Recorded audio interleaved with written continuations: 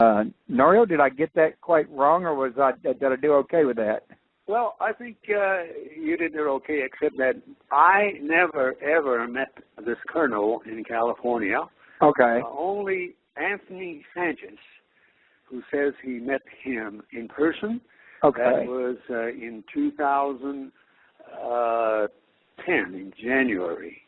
He met this colonel, Air Force colonel, who claimed to have participated in psychological evaluation programs for military personnel who were affected by the trauma of the so-called 1979 altercation that allegedly took place in a facility in northern New Mexico inside Native American, reservation, Dulce, New Mexico, to be exact. And so Anthony Sanchez, who completed the e-book on the UFO highway, goes much into detail of his alleged interview, 3-hour interview with this colonel in California. And it is my understanding that he is working on expanding his book. He said that he is planning to publish in print the entire book, UFO Highway, the bulk of which deals with the 3-hour interview with this colonel in California. So I personally don't know anything about this colonel. It's just that Anthony Sanchez himself claims. I'm glad. Yeah. Pardon me. I'm glad you straightened me out on that, because I wasn't 100% clear. Sometimes when you're reading things on the internet, you can misunderstand. That's correct, Boris. The subject of Dulce, New Mexico is still one of the most intriguing, mysterious, topic when it comes to Dulce, New Mexico. It has been alleged that there is an, underground biological laboratory, conducted by right. Now, entities. that was stated by Branton too, wasn't it?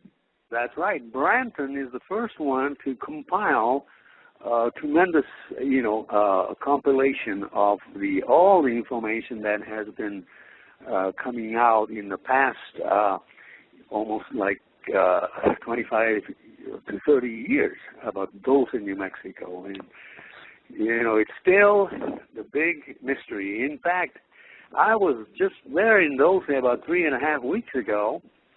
I interviewed several local residents there, especially in the town right next to Dulce. There is a very interesting town called Lumberton. Lumberton is right next to Dulce, and actually from Lumberton, New Mexico, you can see the spectacular Archuleta Mesa. You can see it from Lumberton. It has a beautiful view of the entire mesa from the south end of Archuleta Mesa all the way to the north end. And you can see the radio towers on the south end. And Lumberton is definitely associated with the Dulce stories. In fact, I visited an elementary school 3.5 weeks ago, and that was in Lumberton, New Mexico, right next to Dulce. And that school has, that's a private school, parochial school, and that school is famous because about 20 years ago, a bunch of school kids riding the bus from Dulce to Lumberton to attend this parochial school, these kids, about 20 of them, actually witnessed a flying saucer cross over the highway, Highway 64, going from Dulce to Lumberton. That's only about less than 15 minutes. But they saw this flying saucer around 6 o'clock in the morning crossing the highway in the daytime. It was only around 6 o'clock, so it was beginning to be light.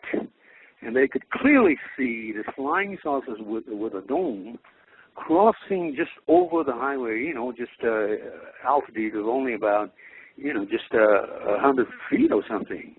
And the bus driver got so shook up, and the bus driver was actually a priest who worked at the school, at the Lumberton Catholic School, St. Francis, I think, that's the name of the school.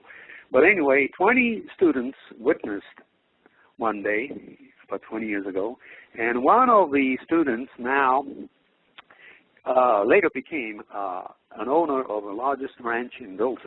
His name is Edmund Gomez.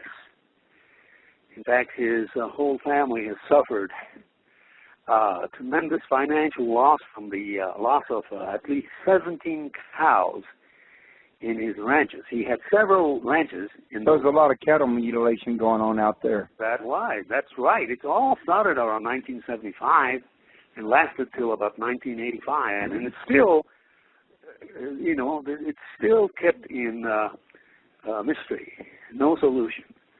So it's a fascinating area. The entire Dulce and Lumberton, a fascinating area in northern New Mexico, and the Dulce is completely under the jurisdiction of the Jicarilla Apache Nation. And Royce,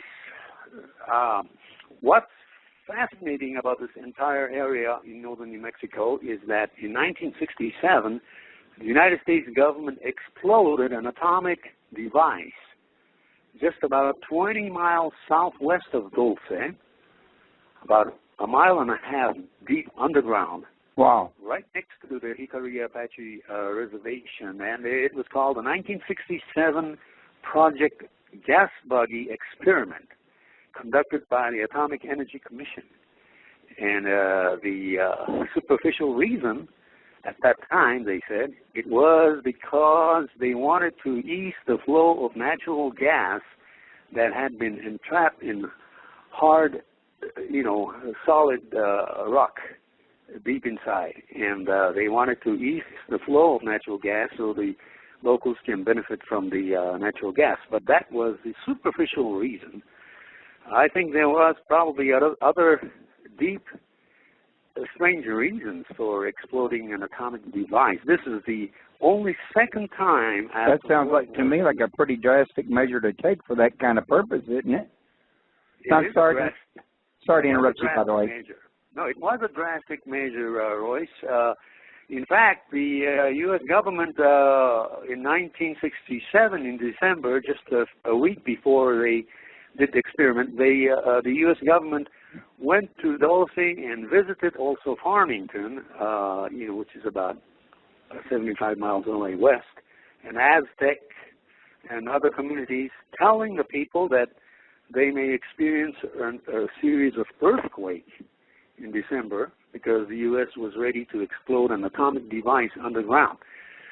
But, most Americans have never heard of this because this was sort of just played down by the government. And actually, not too many people even know where this ground zero of this explosion is. I had a chance to visit and saw with my own eyes ground zero of this amazing underground explosion. Just about, 4 or 5 years ago, Jicarilla Apache person took me there and showed me the ground zero, and it's located in a location where it's very difficult to go unless you have some kind of a four-wheel drive or good truck, and it's located in a very undefined area. It's not really Jicarilla Apache Reservation, but it's right next to it. It's actually called the Carson National Forest. But a kind of place that only the government or the locals would know how to get to the exact location. Exactly. And there is a government plaque, a huge plaque over there, Royce, and it clearly says on December, I forgot the exact date, 1967, the United States government, through Atomic Energy Commission, exploded a nuclear device right here, for the purpose of peaceful use of nuclear energy. Okay, and, I'm sorry, Norio. I got to say this. It seems to me like if they set off a nuclear warhead underground around gas, not only would this add to the explosion, but any gas that came up to be used would be poisoned with radiation, and it seemed like it'd be more dangerous than any benefits could have been gotten out of it. Exactly, Royce, and this is exactly what happened. After the explosion, a few years later, something terrible started happening, and that was the slow leakage of radiation in that area around 1975 or 1974 that began to affect some animals in that area. There are some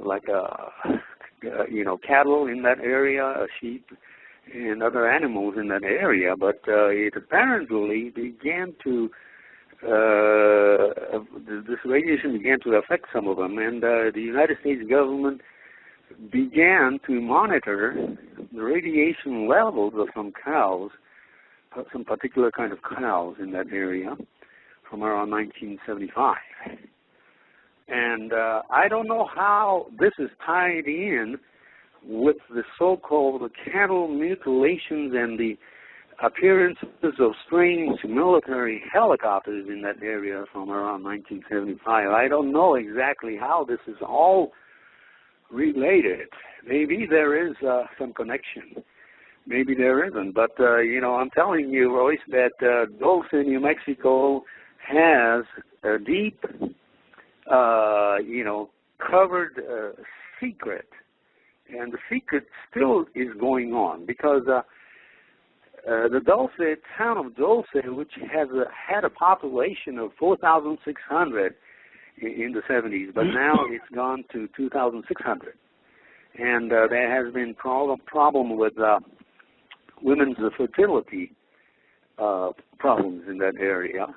There are 2 state-of-the-art medical emergency facilities. Telltale signs of what I was talking about the radiation is surfacing not only in cattle but as in humans as well. That's correct. That's what I mentioned. That there's a problem with fertility in the Dulce area, and that's just one aspect of the whole Dulce situation. But as far as sightings of strange objects, yes, Royce, it's still going on.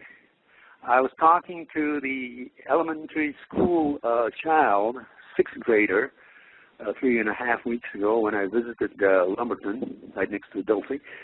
He told me that, about a month ago, he and his parents witnessed a flying object over Archuleta Mesa during broad daylight. And I talked to other residents of Lumberton, and they also told me of that recent sightings over Archuleta Mesa. So sightings are still going on in that whole area, Archuleta Mesa. But unfortunately, the bottom line is we have not found any single artificial, tangible, evidence such as openings or doors or any vents. No way to get in. No way to get in. At least none that you've been able to find. It could be there and could be very well hidden. That's right. I would imagine that it has to be hidden because the Archuleta Mesa is a humongous mesa that extends from Dulce, crossing over southern Colorado, and so it extends into Colorado, and half of the mesa belongs to the Hickory Apache people in New Mexico, and the other half in Colorado belongs to the Utes tribe of Colorado, which are related to the Utes of the Utah, I guess, the Native American. So we're not even really supposed to be using that property without permission. That's exactly true. And what's weird is that the ambiguity of that whole jurisdiction is just amazing, because BLM is controlling some of it over the Mesa, and then the the BIA, Bureau of Indian Affairs, is also controlling part of that jurisdiction, and then the Utes, and then on top of that, there are some private ranchers who own property all over on Archuleta Mesa. And there are some very interesting ranches over there in eastern portion of Archuleta Mesa, as well as northern portion of Archuleta Mesa in Colorado. There are some ranches there that could be fronts for some black operations or black programs. So not all the residents there may be the average local who's grew up in the area and decided to ranch. It could be infiltrators blending in. Exactly. It's that kind of a place this is. And, you know, it's just so amazing. But, you know, I moved to New Mexico, Royce, about 3 years ago from Los Angeles to retire. And I'm living right now in Rio Rancho, which is only about 2.5 hours away from Dulce. And so I've been visiting there quite frequently. I'm right next to Albuquerque, New Mexico, which is very important too in the annals of ufology. Albuquerque is the location of the Sandia Laboratories, which is the world's largest defense contractor operated by Lockheed. And Sandia Laboratories began in 1947, just like a defense contract called EG&G that operates Area 51 in Nevada. That EG&G company also started in 1947, and EG&G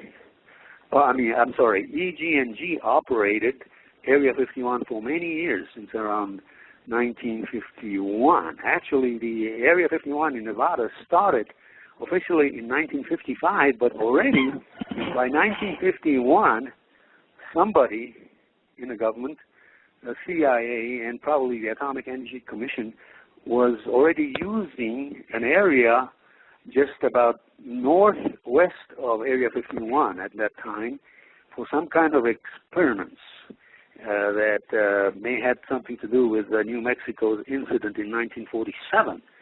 And of course, Royce, you know, there's a controversial book right now that's out. It's becoming a bestseller. It's called Area 51. Oh, I'm familiar with that. Annie Jacobson. The first time I saw that book and read her story about Roswell, I was like, okay, this sounds a little bit out there to be kind of true. And I read on your site that I was right, that it was a con job. I believe so. In fact, yes, I think that purposely, and this information was included in the last 7 chapters of that book to either you know, put down the element of mystery about Area 51 as far as, you know, I'm talking about non-terrestrial hypothesis about Area 51. That information put out by the one of the interviewee of EG&G, who was later identified, but you know, by Tony Bragalia, I believe. This person, a very serious scientist, claimed and told Annie Jacobson that what you know, crashed in 1947 in New Mexico near Roswell was the German experimental prototype flying wing aircraft that the Russians obtained, and they were using some kind of a deformed humans to, you know. Yeah, I think according to Annie's book, they were surgically altered. That's right. That's according to this man that claims that information to Annie Jacobson, and Annie Jacobson just repeated. She didn't say it, but she just quoted. But the thing about this whole thing, Royce, is that yes, something did crash in 1947, but my personal feeling that it was definitely not Russian, but it could have been our technology. It could have been our acquisition of the Horton 9, 229, HO229, a Horton flying wing aircraft that U.S. may have possessed instead of the Russians. So that's another possibility. But, all of this is an attempt to bring the idea of anything extraterrestrial about Area 51 and anything extraterrestrial about the Roswell incident. So I think that this book angered most UFO believers, and also this book definitely angered a lot of military aviation people. Oh yeah, because it was on one of the shows, one of the talk shows or news shows. Somebody had interviewed Annie, and they called her back after they tried to contact her sources, and they found out that a lot of her sources were going out there trying to say, no, this ain't what she said, and they want to set the record straight. That's right. There is an association of former Area 51 employees called Roadrunners Internationale. Now, Roadrunners Internationale has about 120 members, and all of them had worked in Area 51 for many, many years and worked on projects such as the U-2 and the Oxcart or A-12 programs from 1995 up to the early 1980s. So as far as Area 51 is concerned, even though they say that Area 51 has been declassified, it's not really so. They only declassified the U-2 program and the A-12 or Oxcart program. And A-12 is the predecessor of the SR-71. So only two programs have been declassified, but as the president of the former employees of Area 51 said in the National Geographic special program called Area 51 Declassified, which was broadcast on May 22nd for the first time. Yeah, by Peter Yost. I noticed that Annie was on that show as well. That's right. In fact, Annie Jacobson was a co-producer or consulting producer of that program, and that was a very interesting program. And, but in that program, of course, Annie Jacobson never got herself involved with, her, the thing about a Nazi connection in that program. Now, that program was a very, very fascinating program. It's the first documentary program that was ever broadcast in the United States that really went to the details of the U-2 and Oxcart programs. And, but in the end of the program, T.D. Barnes, who is the president of the Roadrunners Internationale, said that they just talked about 5%. So what about the 95% of the unknown over there? Nobody knows. And nobody knows because, you have to have a need to know. And even if you're working in a top secret program at any defense program, you have to have a need to know in order to even know about what the next door guy is doing. Right. Departmentalized helps keep secrets.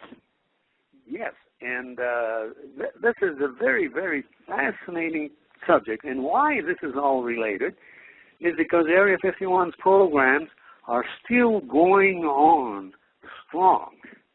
In fact, Royce, I'm not sure if I mentioned to you before, but 2 years ago, the state of Nevada declared the Nevada test site to be renamed as Nevada National Security Site. They changed the name completely of Nevada test site. Now it's called Nevada National Security Site, or NN-SS,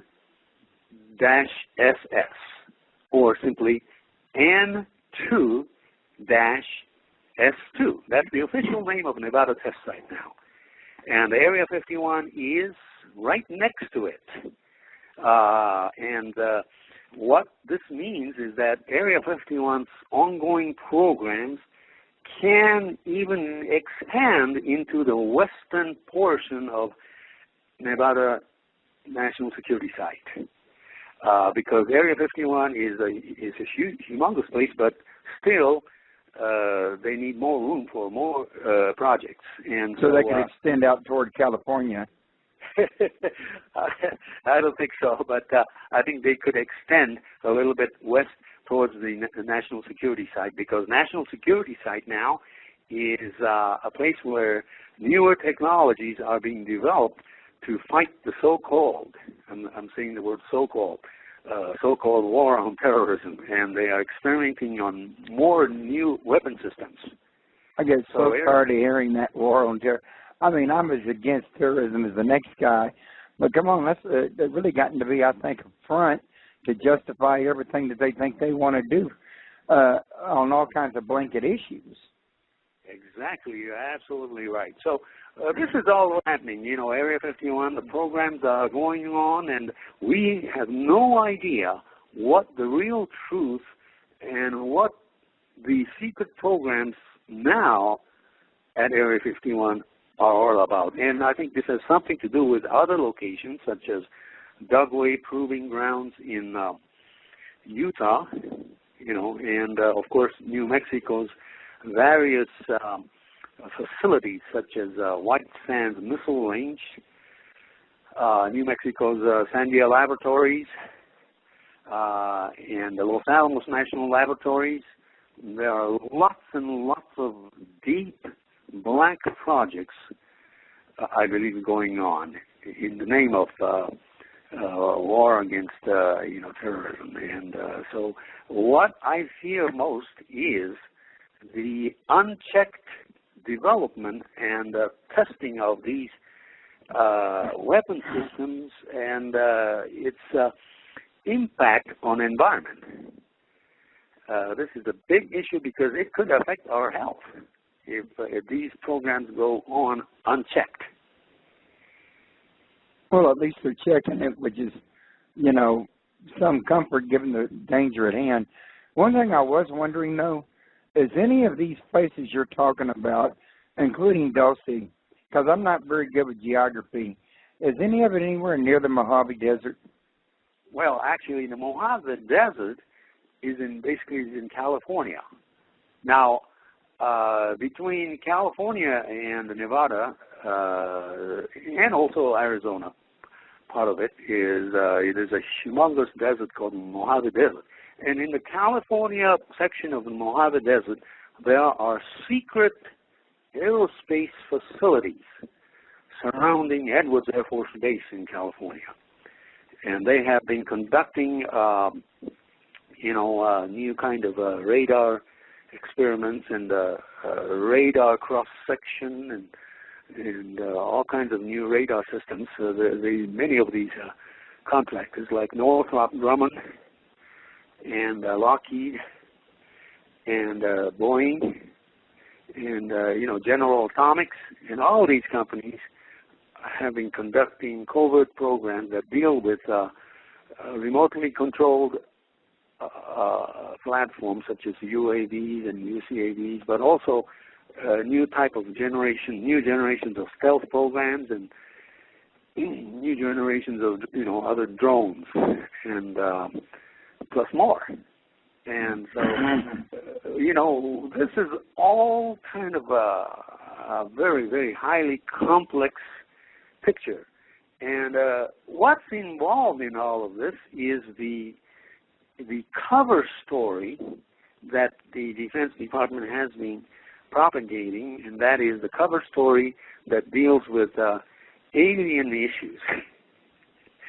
And this is a very important part of the United States government's manipulation of, people's beliefs in alien flying saucers and all that, which is a very interesting subject. No question about it. We just don't know the truth. And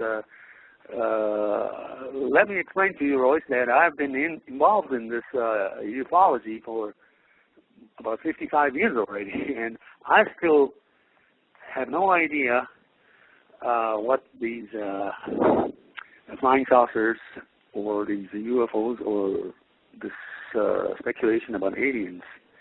I have no idea, but something is there, no question about it.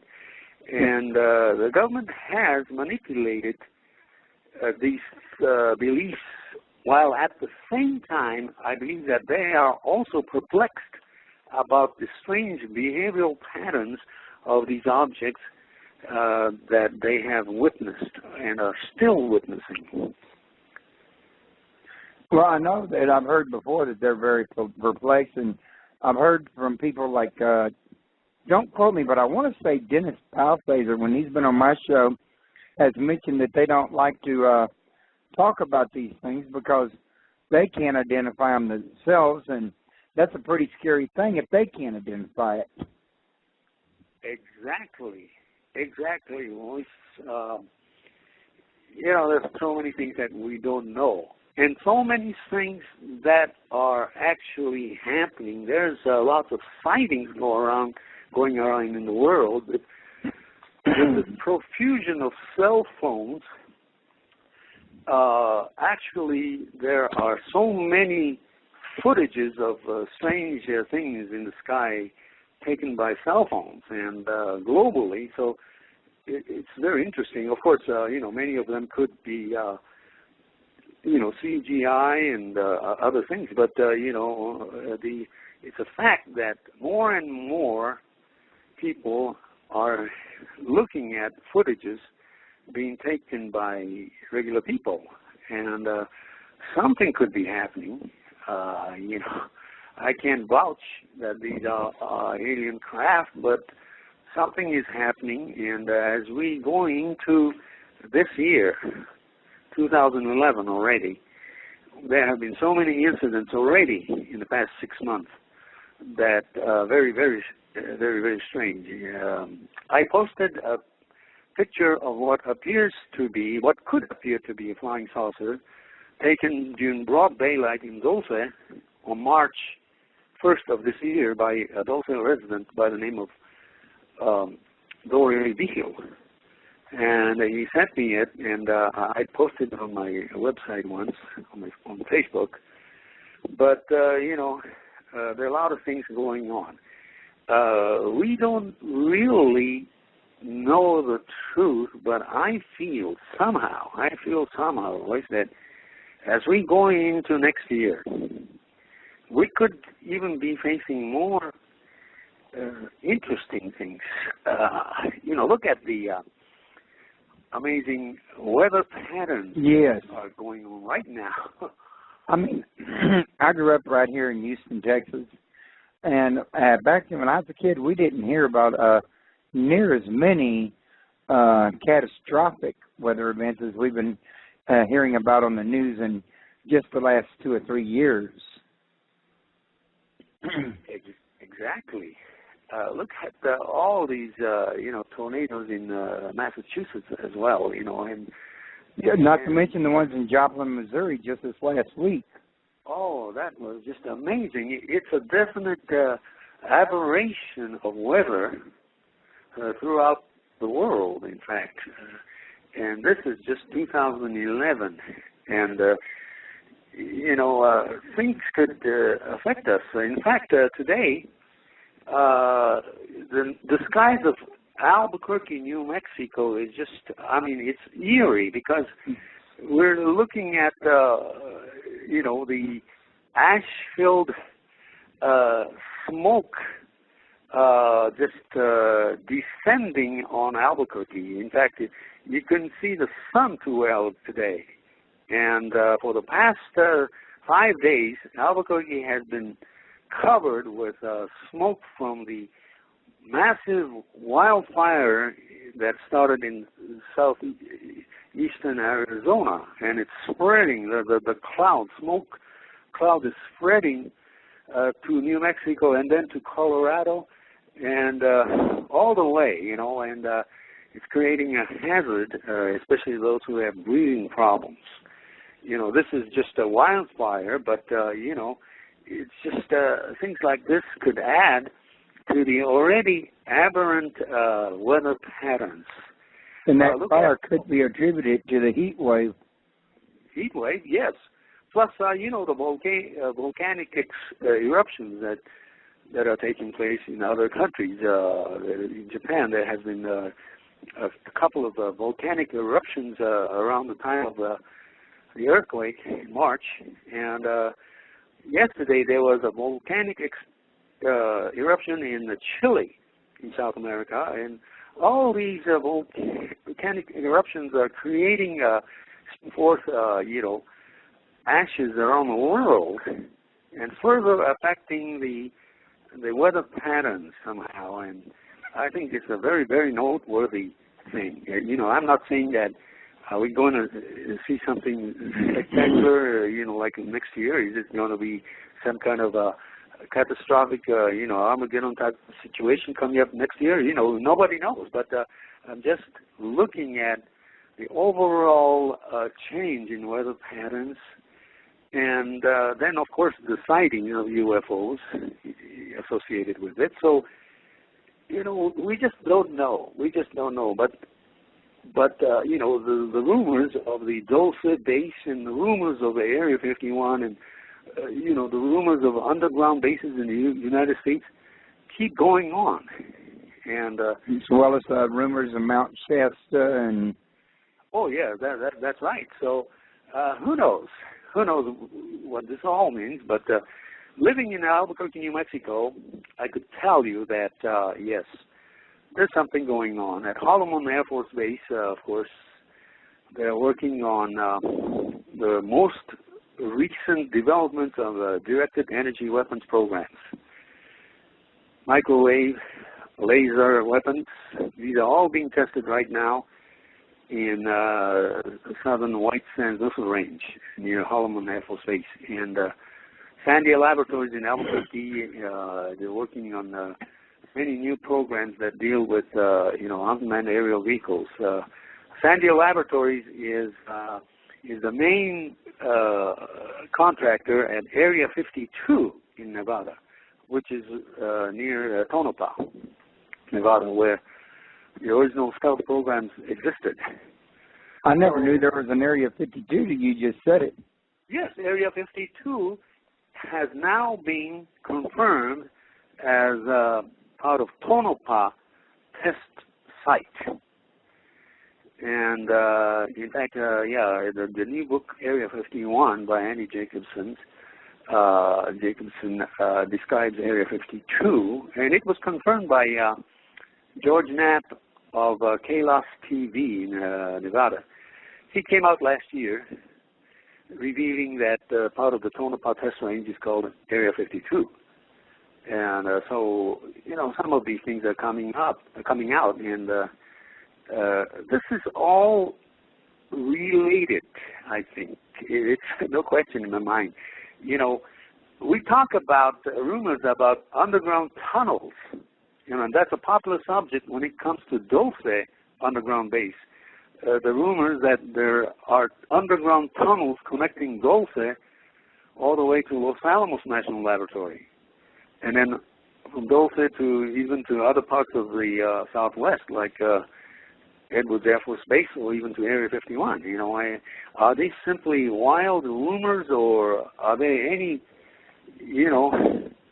reality or truth to these rumors about underground tunnels? And when you think about it, in 1950 already, the Rand Corporation made a very, very realistic study of the state of art in technology to drill holes by using nuclear power, and that was in 1950. So, to create a tunnel that is 65 miles in length underground is not a big deal, especially with the technology we have right now. So I wouldn't discount any such rumors, such as, underground tunnels being built from Denver International Airport to Dulce, New Mexico, or to NORAD, or other places. And the Denver International Airport was in the news a few years back because they said there was a lot of underground tunnels being built there, and they said there was a lot of symbolism in the mural up on the, I think it was either the wall or the ceiling, and there was a lot of suspicion about that area. Yeah, because they spent billions and billions of dollars on the construction of this DIA, the Denver International Airport, and still they are doing constructions around the Denver International Airport, even as we speak right now. There are many new construction projects, and if you ask these construction companies what they're doing, they won't tell anybody what they're doing. So, yeah, there could be something happening, and I'm not an alarmist, or I don't really subscribe to, wild conspiracy theories, but I just look at things, and I think that there is a possibility that some of these things could be real. It's not imagination. Right. It's not imagination. And, New Mexico is a very, very large state. It's the 5th largest state in the union with, less than, just about 2 million in population.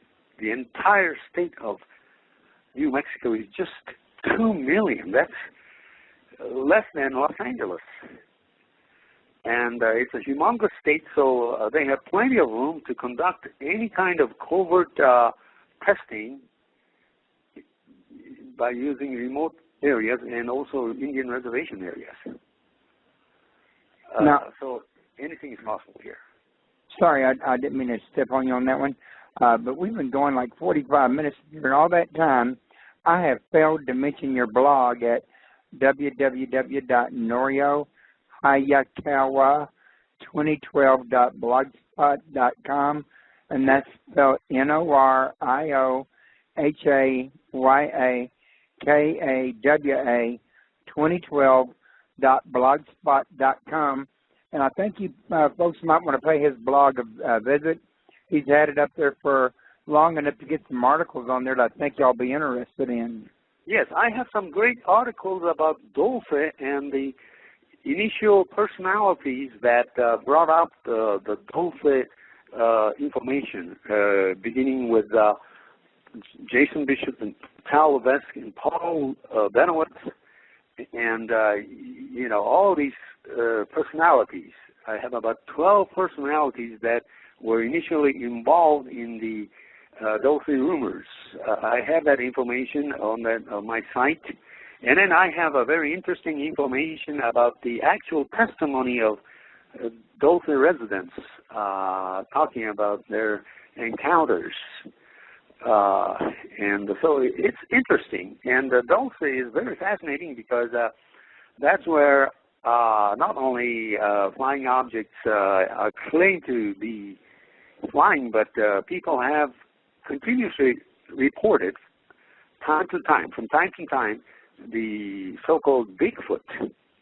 Bigfoot sightings is quite common in the Dulce area, especially near the Navajo River and the forest near there, and it's still going on. So it's a paranormal, I would say Dulce could even be a paranormal paradise, because, these local people, the Native American people, are deeply involved in the cultural and spiritual beliefs from the ancient days, and they are firm believers that there are such things as skinwalkers and other paranormal phenomena. It's part of the culture. So what a convenient location such places are for the U.S. government to even conduct some kind of a paranormal investigation and experiments using that area. Well, before we run out of time, what is the latest and most recent, newest findings you have on Dulce? Well, the latest and the most important is still, yes, the revelation about the Dulce base, from this colonel in California through Anthony Sanchez. And Anthony Sanchez has been interviewed by UFO TV.com. But anyway, the fact that, according to the colonel, Dulce has 3 facilities: the eastern slope of Archuleta Mesa, and then the Archuleta Mountain inside the, right in the on the Archuleta Mesa, and then also the location of the underground explosion in 1967. These 3 locations are interconnected, and the workers all use the tunnel system to report to work from Los Alamos, and that information is bingo. Yes, contained in that Anthony Sanchez new book. I'm sorry about the bingo, but we were talking earlier about the fact that nobody can find the opening. What if the only opening there was from Los Alamos, and that way they could keep anybody from finding a way in so that they couldn't snoop?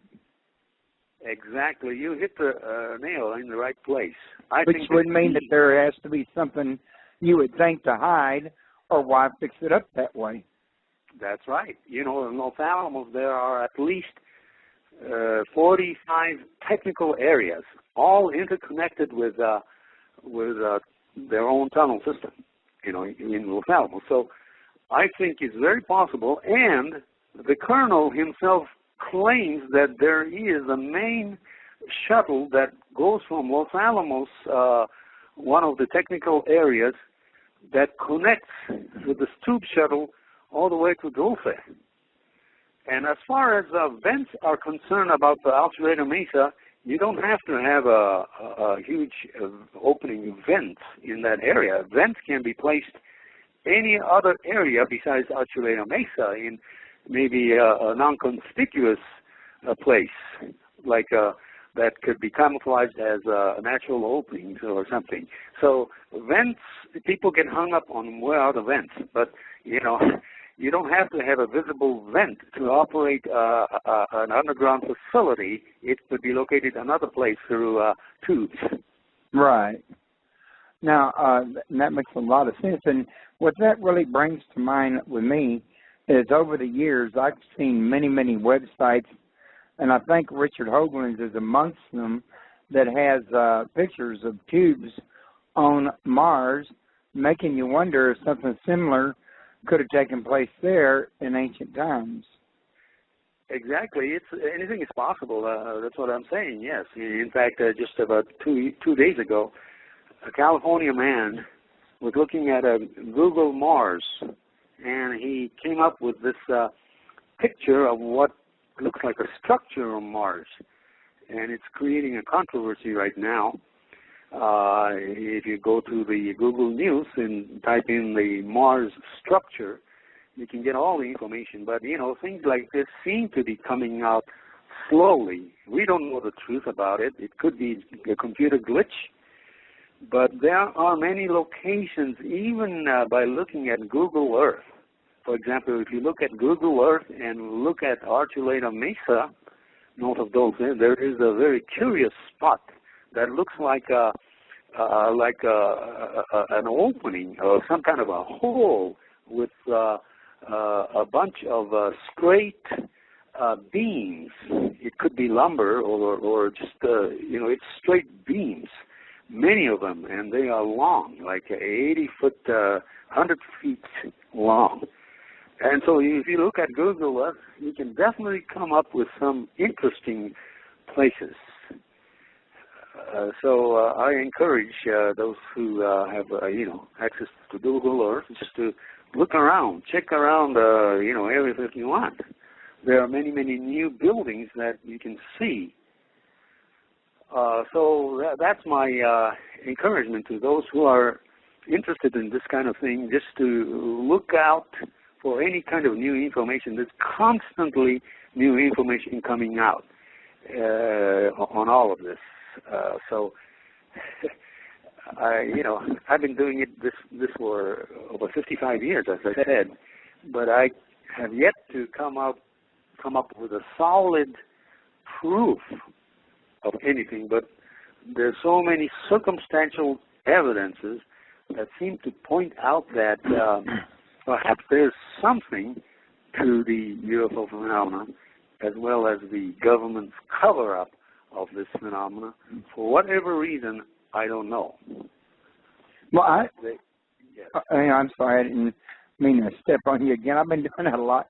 But I was just going to mention that, I'm on a lot of the news groups that the same ones as, say, Grant Cameron and Angela Joyner, Leslie Kane, and some of the others that are involved in this on a regular basis. And if you're in the right place and amongst the right group of people, you're about what you said about things happening all the time. It happens very, very, very regular. Yes, it's happening very regular, and I commend a medium just like yourself, because alternate media is the only media that we can rely on these days. We cannot rely on the so-called mainstream media to get any information that is 100% reliable. So I'm thankful, Royce, for persons like you who conduct this kind of, paranormal program through the Internet, because this is part of the growing unity of, alternate media that brings these kind of information that you can't really hear on mainstream. Right. And, up until 4 years ago, little guys like me, the small fish in the pond, didn't have a chance. It wasn't until people like Blog Talk created the platform that made it possible. Yes, and Royce, what I really like about, this kind of method is because people can listen to this program, on online, and it doesn't have to be even tonight. Some people may listen to it in a few days, or people can listen to it all around the world. Archives and all the way around the world. Because if they go to an FM AM station, they've got a reach of maybe 200 to maybe 300 miles. Yes, versus Internet's global reach. I believe so, Royce, and I highly recommend your work very much, and I know you're in Texas, but I'm in New Mexico, your neighbor, but I think, I believe that we are, slowly beginning to see victory as far as, alternative news, is concerned. Right. And I think more people are accessing the alternative news. Now, when I went and posted the show that was coming up in some of the places, one of the people come up to me and they were under the impression that the new evidence that you got, and you already told us earlier, but I didn't bring it up for this guy's question perspective. He was under the impression that the new evidence of what it's really saying is that the what's being covered up so much is top secret government craft, in other words. And I know that you haven't said that it was or was not top secret craft. However, I think everybody that researches this honestly admits that that's definitely a possibility, but there isn't enough evidence to confirm it. Would that be a correct assessment? I think it's a correct assessment. I think we are seeing two parallel developments, two parallel things going on. And one is the government's attempt to duplicate technologies that they feel that these entities could be utilizing. So, there's two things going on in parallel, progression. So that's my take on this. There's no question that there are secret governmental programs going on, but at the same time, we cannot deny that there's something that we don't understand by empirical science right now. Maybe there are entities that may not necessarily be from outer space, but they may be from another dimension that are interacting and materializing frequently into this dimension and interacting with part of the population or maybe even through the government. And right. There could be a cover-up of so many things that are going on at the same time. And let's wait and see what this coming year will bring. Maybe there will be new development, awakening, yes, new development, and also the new consciousness of human beings that may be ready to accept the existence of another intelligence at this time. Right. Now, I told you earlier we had 10 minutes left, and I was actually wrong because I accidentally set the show for 2 hours instead of 1 hour, and I don't think you and me discussed how long you wanted to go for. Did you want to go on the air for more than an hour, or do you want to go ahead and, end it since we got 2 minutes left in that hour? Yeah, I think for right now I would like to just end it here because I'm sure that in the coming few weeks I will get more information concerning Dulce. I'm planning to go over there again in a couple of weeks. Oh, good. I hope you can keep me posted on that. Yes. Very good, Royce. In fact, I'd love to have you on again. Thank you so much, Royce. It was my big pleasure to be on your program. It's a pleasure to have you. And like I say, stay in touch. If there's any time you have some new information or something like that coming up, feel free to contact me and make arrangements, and we'll get you up on the show, and we'll let all my listeners know about it. Very good. Thank you so much. All righty, and thank you. And it's been a pleasure talking to you, and good luck with your study out there at Dulce, because I think you're doing fantastic work out there. I think you're doing work that needs to be done. It's just that there's so much area to cover on that it's going to take some time, I think. Yes. Okay, Royce, God bless you, and God bless everybody. Okay, look, you have a good night. Thank you. Bye-bye.